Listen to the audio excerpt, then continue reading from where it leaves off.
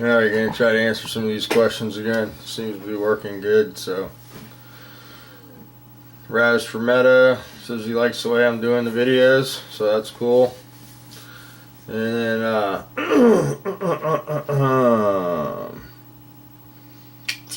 oh man. Diverse Auto 88. My eyes are a little burnt from welding, but I'll do the best I can with this. Thanks for the video. What's your thoughts on the MS52 Clear? Spray's good, but will it hold up? Or do I have to, any suggestions on Clear that might be better than this close to the same price?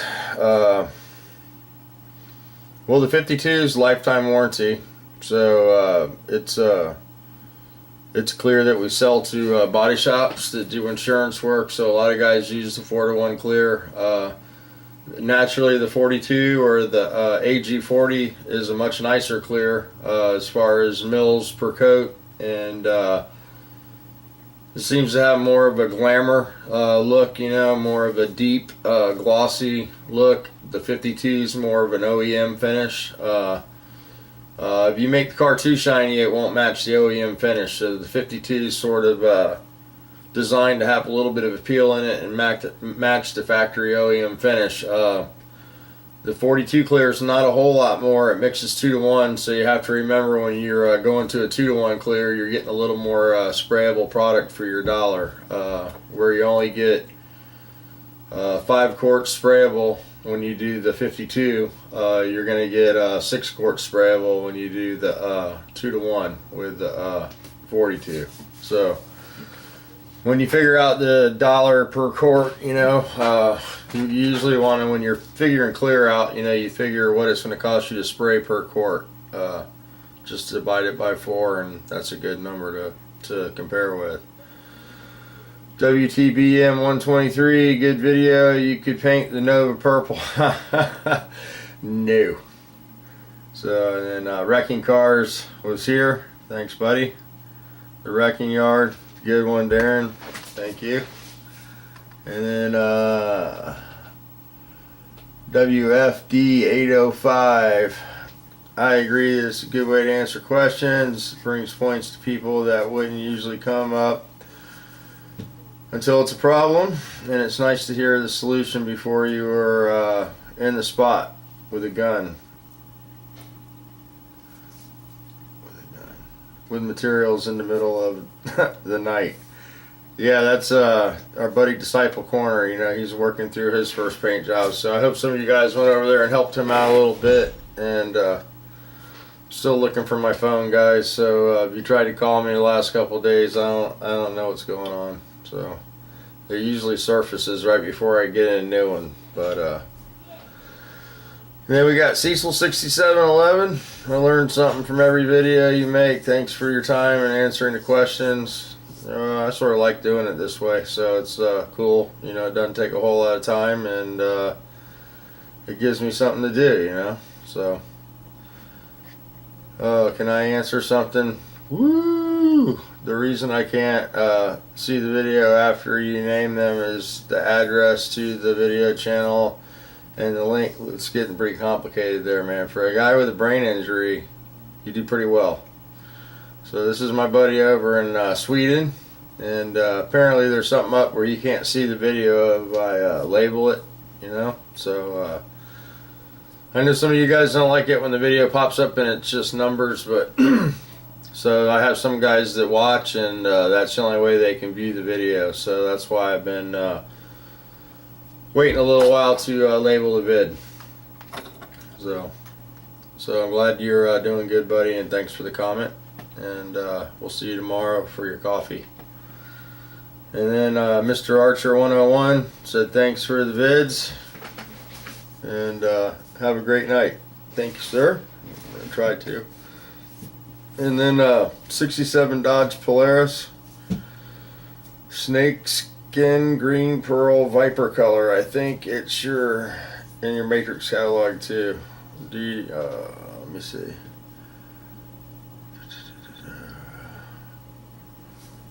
Okay, yes, the word on the web is that the EVO 4014 LV LP gun uses very little air, 4 to 6 CFM. That's very low. So that new gun, you know, I don't know if anybody, I'm gonna probably have to buy one of those and try that out and do a demo with it, because that's very low air pressure. That's very similar to like a turbine unit produces, and some guys are really liking these guns. So, you know, the technology gets better and better with the air caps and stuff, so they can spray at lower and lower pressures. It's all about, you know, breaking the product up and atomizing it. Usually when you reduce the pressure, unless the cap's really designed to atomize the product, what happens is it turns it into droplets, and it'll make it sort of peely, or, you know, when you especially for base, you got to really be careful, because you'll if you get the pressure too low, you'll have like spots, you know, you'll put it out in the sun, and it'll, instead of the flake standing up, it's almost upside down.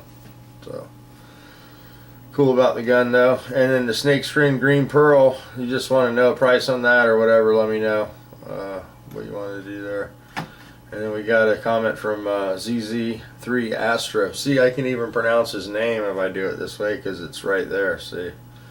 And that's a name I've been looking at for a while, so I just get it wrong if I have to pronounce it outside. So let's see. Hey Darren, I got the paint to paint a brand new Toyota bumper cover for a friend.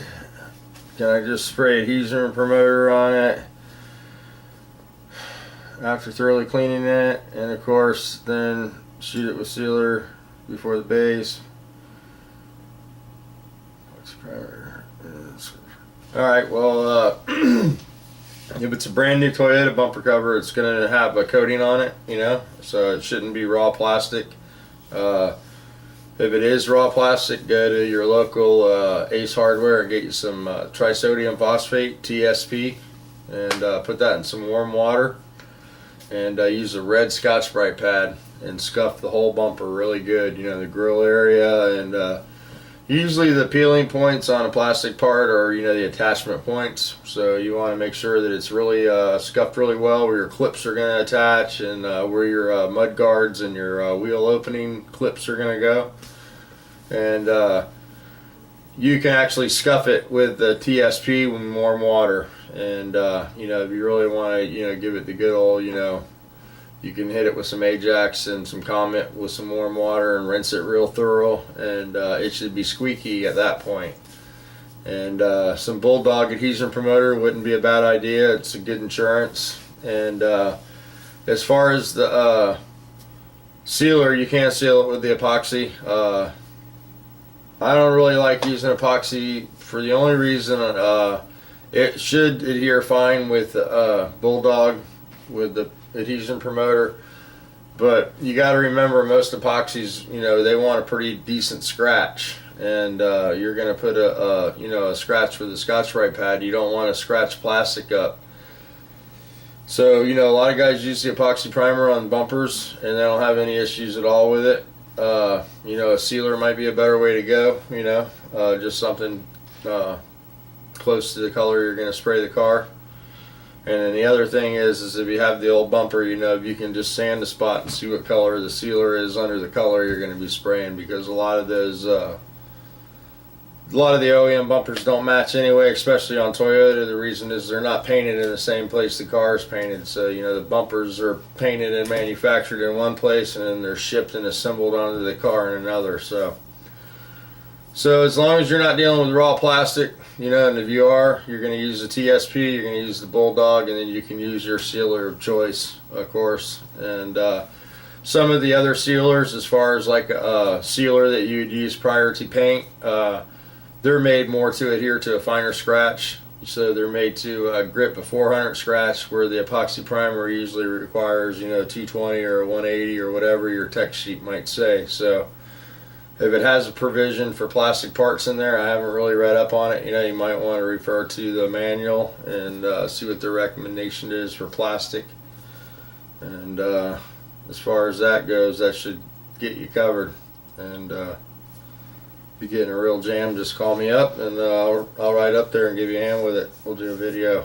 not that far away. So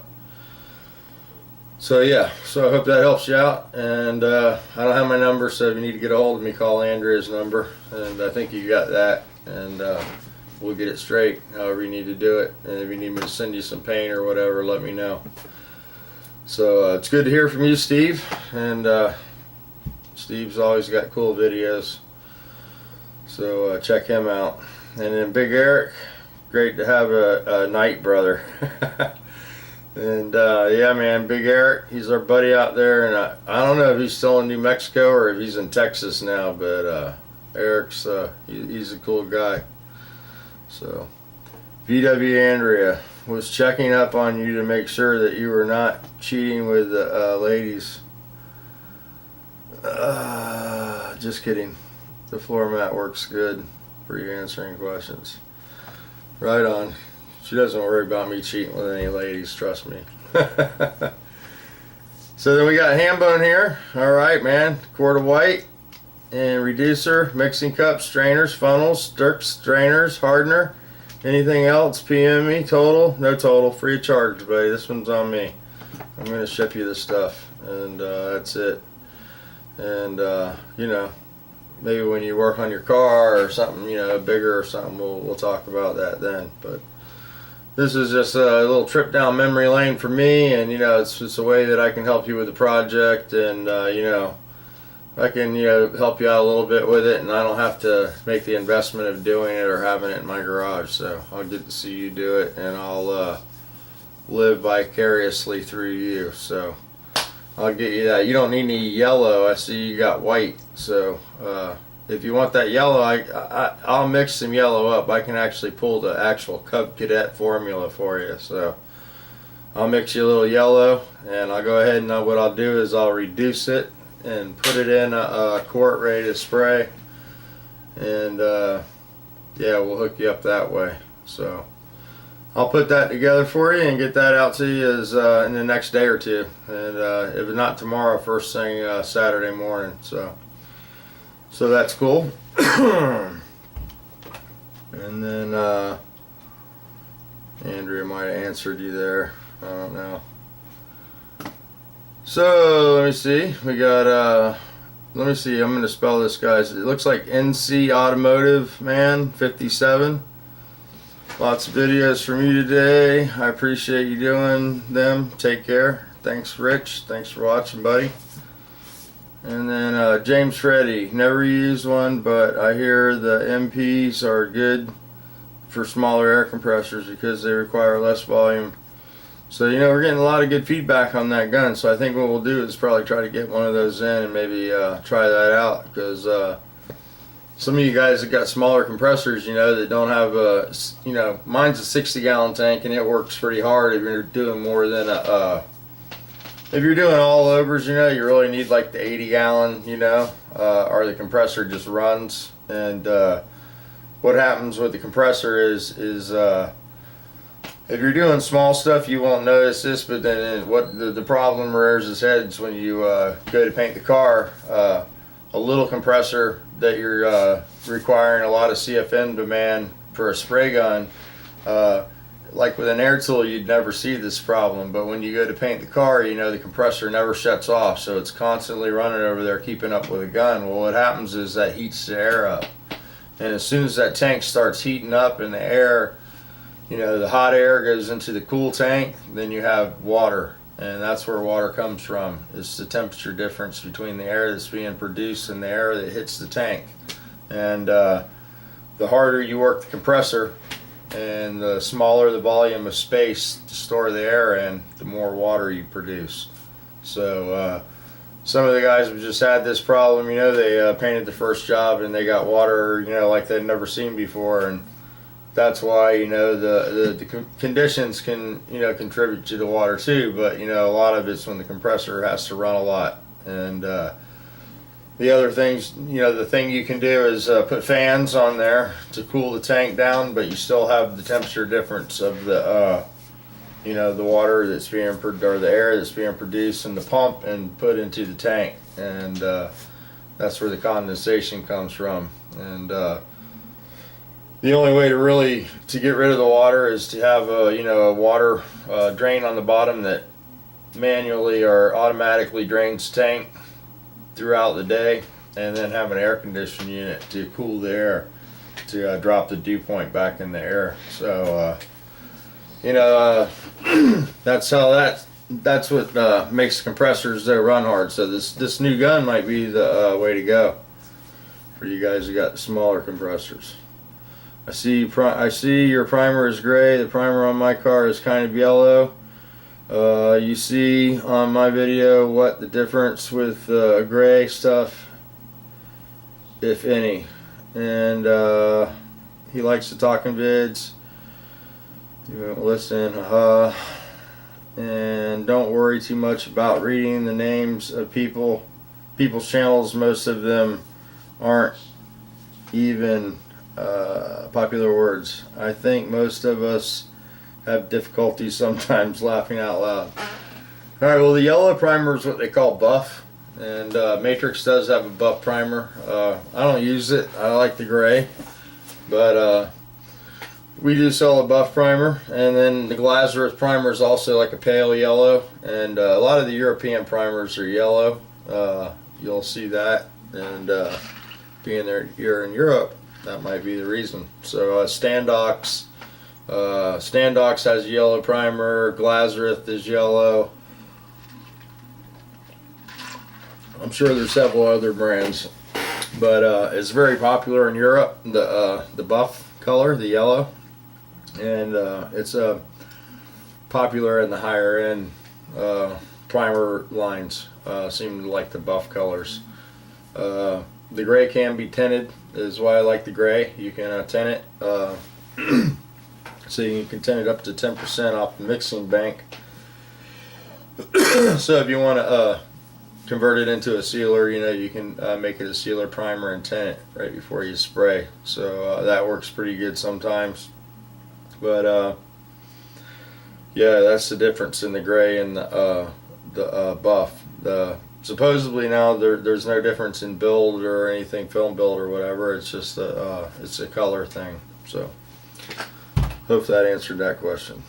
So, all right, then we got Fen Painter. Good night. Watch you in the morning. Right on. And then Pete 1972 again. He was first. So either you didn't have a lot to do today, or you were by your phone somewhere. So I think that's all those on that video. And then we'll see what else is up here.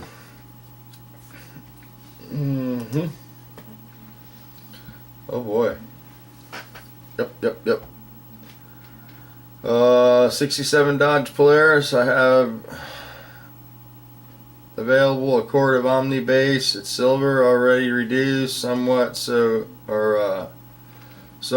quart and half, or I have about half a gallon of Daytona Blue Pearl single stage urethane activator, PITA, to spray through. Laughing out loud. Ship only. Anyone wants.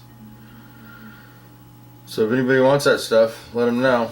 That's a Dodge Polaris 67 Dodge Polaris has some stuff, and if you guys want to check it out, you can read it, because I just sort of butched that up, but you can always call him and RPM him, and he said he'll help you out with that stuff. Good video. Bug is looking good. Always enjoy the start to finish. It's been a long start to finish. Always learning from your vids.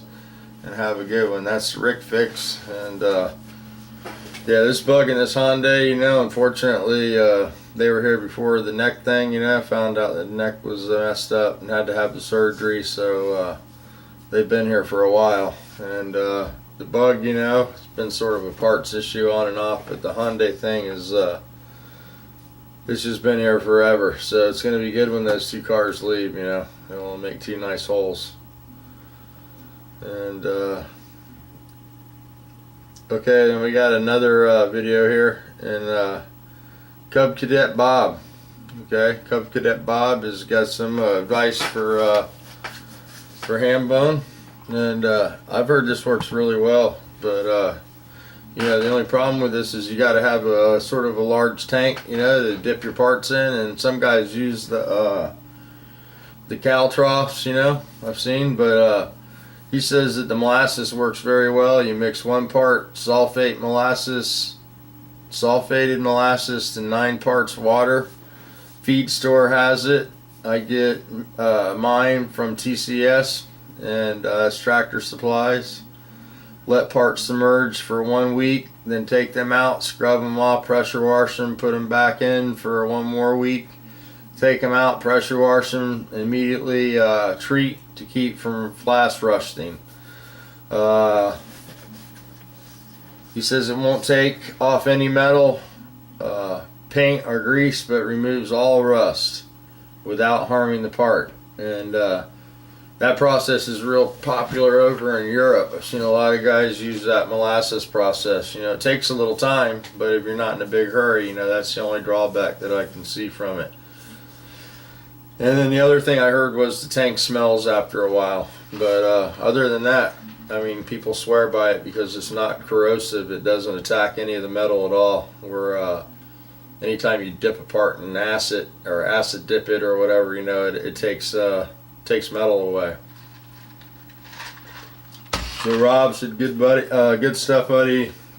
You were right. I want to learn some more. New YouTube is the place. Yep, YouTube, you can learn anything.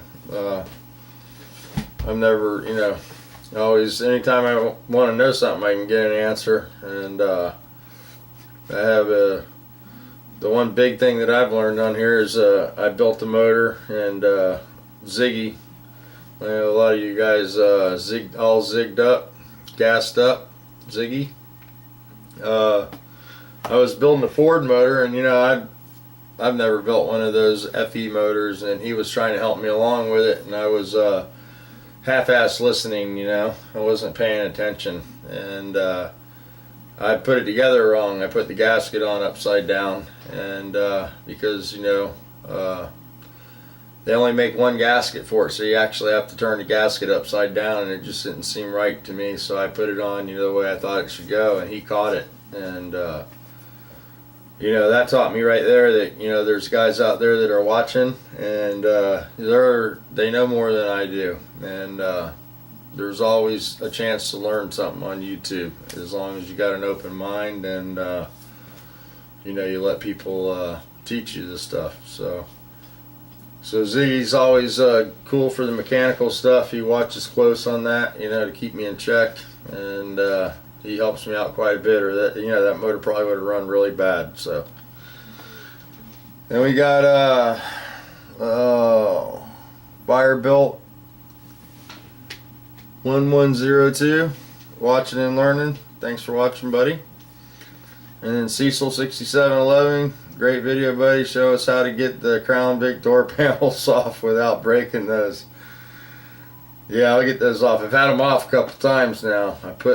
Oh man, that car's only got 68,000 miles on it. I think I put window regulators in it like 3 times now. So it's just crazy. And then Crazy Honky 1 on the Merc. I bolt those regulators back in. Me too, buddy. I think I might have pop riveted them because I had that, I got the Big Daddy pop rivet gun, and I probably pop riveted them the last time, but I have bolted those back in for sure. That's the way to do it, and you just want to use a nylock when you do that so it doesn't come loose on you, but that's a good tip. And then SVR Jet Knight, bugs looking sharp, Crown Vic. Yeah. Wow, the Earnhardt stuff. Yeah, that was pretty cool. That guy's name's Joe Harris, and he builds a lot of late model stock car stuff, and he's out in Geneva, and you'd never suspect it. It's just a building out in the middle of the field, and it's got a trailer way back on the back of the lot, and it looks like nobody lives there. It's just a building, and it was pretty hot, man. I mean, he's got some really cool stuff in there, and I don't know if it's even there or he's still alive. He was a pretty old guy, and I'm sure he is still, but that was pretty cool stuff. Faster Cat, and then he said Babies Away, I think. Yeah. Have to check him out. Musty One. Have to check him out. I don't remember exactly what I was talking about, but okay. Glad to see Musty One comment on there. Holy shit, Mr. Blue Roads left a comment on my channel. Great video there. So you guys go check Mr. Blue Roads out. He's great for a video every day. Usually every morning I watch his channel, and he likes you to pick a number. And you can be a sponsor, you know. They like to get some beer every once in a while and some cigarettes and stuff. And he's up there in Georgia in the country, and he's a good guy. Check his channel out, Mr. Blue Roads. And he's got his buddy Shine over there, and then he's got Red Roads, that's his girlfriend. And they make some pretty interesting videos. And he's working on an old what is that thing? An Oldsmobile or a Buick or something, and the motor went south on him. So, but check him out. Then we got Disciples Corner, Jeremy. Oh man, you make them big, dude. I'm gonna have to read through this, and I'm gonna butcher it up. To spell this word, things almost pop up when you can't comment in a central amount of time. In several vids, I have almost had several comments from you that were spam. I read them all right. Yeah, well, the spam, you know, I think that's because if I don't spell it right, or, you know, like you're talking about, if you don't type it fast enough for something, it thinks you're not right and spams you. So that happens. That makes this the better way for me to answer the questions, I guess. So, you know, so unless they start spamming my videos, because I can't read your comments. And then this one's always great information on the vids. Keep them coming. What's the best time to clean a vehicle with grease and wax remover for painting before you touch it with sandpaper or before you prime it? Well, you should probably wash the car down, you know, before you bring it in. And the grease and wax remover would be a good time, you know, before you start sanding on the car. You know, if you think there's an issue with excessive wax or, you know, Armor All or grease. I don't know, I didn't really make a video on that Hyundai. I probably should have, but what I do is probably get some like purple stuff, and if you got aluminum wheels, be careful, you know, you want to dilute it. But I like to spray the car down real good with some strong soap, you know, especially the bottom of the car where the road grime and stuff's at, and the wheel openings. Make sure there's no Armor All in there. And you're pretty safe to sand on the car, you know, and if you think it's really bad, of course, then go ahead and wipe it down. But usually grease and wax remover, I just use it prior to painting. Now, you know, if I'm going to do a big primer job and I've sanded the car a lot, like that Hyundai, you know, I grease and wax that, and it was just covered, you know, and the car's been sitting here for a year plus. So yeah, most cars you're going to work on are probably, you know, the condition of the panels aren't that bad, but it's always a good idea to give it a good scrubbing before you get too involved. And then this old guy 64, nice video, thanks for the comment, thanks for watching, buddy. And then NC Automotive Man 57, thanks for helping Hambone out. He's a friend of mine and a fine fellow, Rich.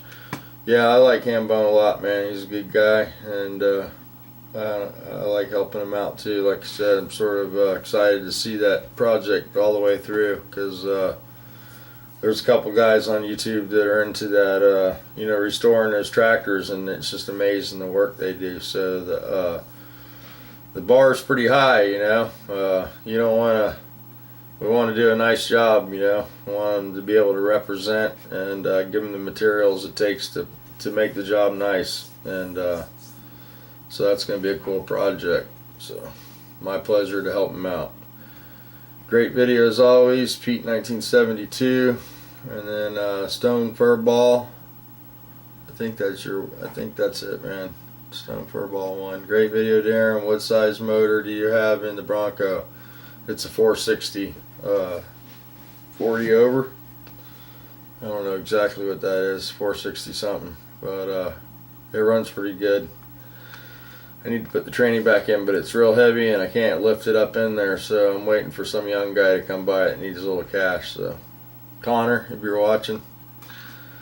And then the bone here, thanks for the help, bro. I appreciate it. I'm looking forward to a series of body and paint, and I'm gonna get started on those for you. I gotta get that deck lid off, and we'll do that. And yeah, that'll be a good little thing there for us to work on. And then I'll show that stuff tomorrow on the Volkswagen. You know, I just got it etch primed so far, so I mean it's been stripped metal 80 gridded and then etch primed, and we're gonna put some epoxy primer next, and then we'll 2K prime over that. So I'll be showing you that stuff.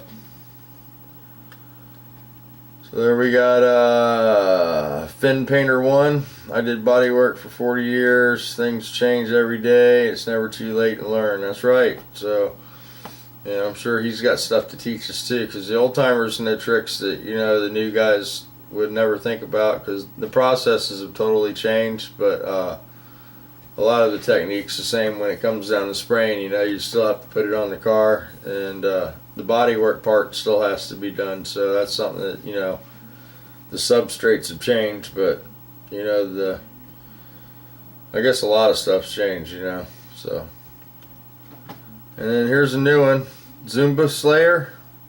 Love the purple bus there. Thanks, buddy. And then we got AK-47.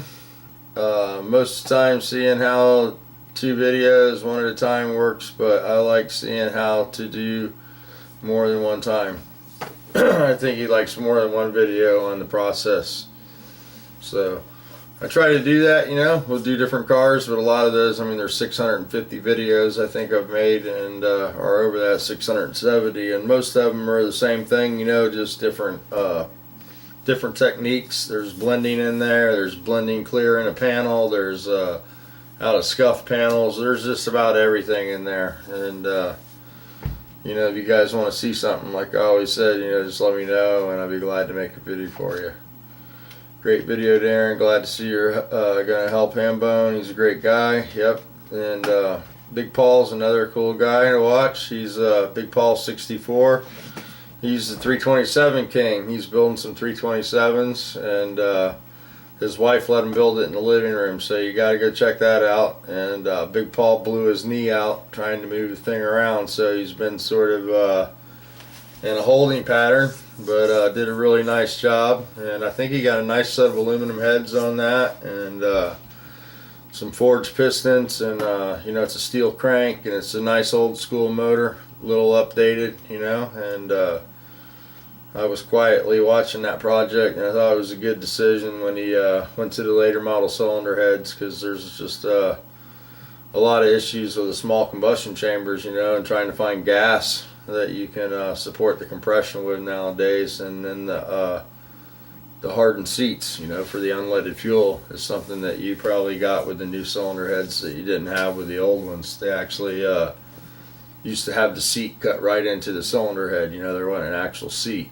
You'd have to have the hardened seats put in, and so the guy was steering you sort of right. You know, by the time you do all that machine work and stuff, you're just better off to buy a set of aftermarket heads that have all that stuff built into them. So, and then we got Cedel here, Wendell. Definitely learn by asking questions.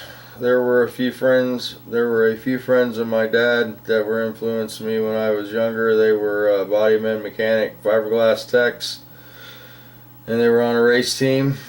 And we were with, I guess he worked on the team, and he did a lot of listening. And yeah, there's you can always learn more listening, and you know, especially when you get in those kind of situations, you want to try to talk as little as possible. So yeah, that's a good comment there, buddy. And then we got Harley Man 440. He said good stuff. So thanks for that, buddy. Thanks for watching. And Harley Man's made a couple of videos, you know, so check him out. He's got a couple of videos up. And then we got CDL looking good. That's on the last video there of the Hyundai. And WTBM 123, good video. And then Raspermeadow, nice work with the wet sanding. I have to agree with you on the Rapture liner. It's pretty good stuff, nice stuff. That's how I did his undercarriage. That stuff's really nice stuff. And I think somebody asked me what kind of gun I use for that, and it's a Schultz gun. And you can put a regulator on it and adjust the pressure on depending on the texture that you want. You know, you just have to test and see. And the thing that I liked about the Rapture liner is it's catalyzed. You know, it has a hardener, and that's, you know, it's permanent. The Rick folks got to try the wet sand, the primer, and the headlight. Good tips. The headlight, that works really good with the headlights. You know, a lot of guys will sand them and buff them, and you can do that, but you can also just sand them and clear them. And the reason I like to clear them rather than just buff them is because when you clear them, you get the UV protection with the automotive clear, so it doesn't, the plastic doesn't continue to deteriorate. You're basically cutting layers of plastic off, you know, when you sand that yellow stuff off.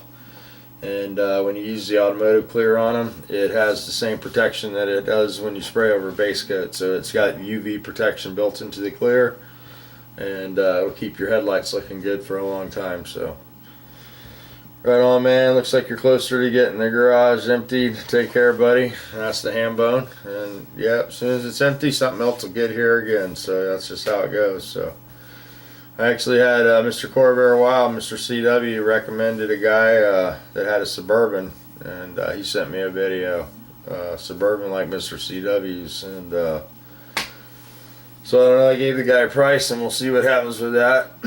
And it's a lot of work, you know, it's a big one like Pisser just did, so we'll see what happens. And then Stone Furball 1, looking good. You're just been a busy bug today. Thanks for the videos. No, it wasn't too bad today. It wasn't too bad. I do a lot of kid running in the afternoon, you know, in the middle of the day. So, and then NC Automotive Man was here. Thanks for the vid. Thank you for watching. And then Fin Painter 1. What kind of gun did you use to spray the liner? That was the Schultz gun. And I think, you know, if you buy the Rapture liner, you have to look in the flyer there. It comes with a free gun. There's a kit, comes with a gun, the liner, everything. And that's what I did. And those work pretty good. They say they're no clean, but you do have to clean those guns or they won't work right the next time you go to use it. So that's my only recommendation. Make sure you clean the gun good.